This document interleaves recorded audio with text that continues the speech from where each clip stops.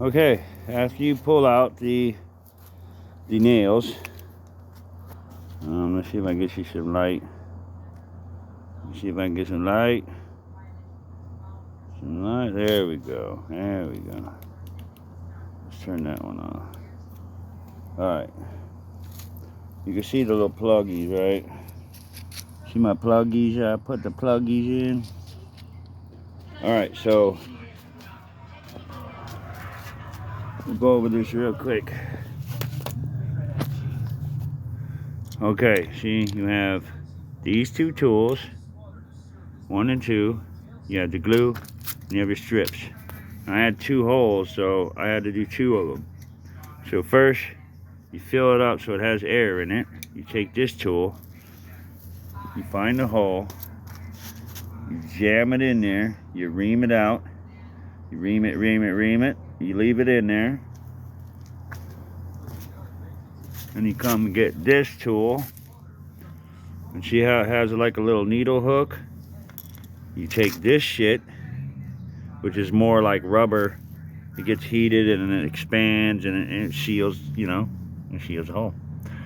But you take that, you thread it in there, go over back to the tire, pull this one out, and shove this one in the hole. As it's, shove it in there real quick and jam it all the way down to the tire. And then what you'll have is that little stuff sticking out like that. Oh, I forgot to tell you too. When you thread this in the hook, you take some glue and you put it around it. So when you jab it in there, it's got some glue on it.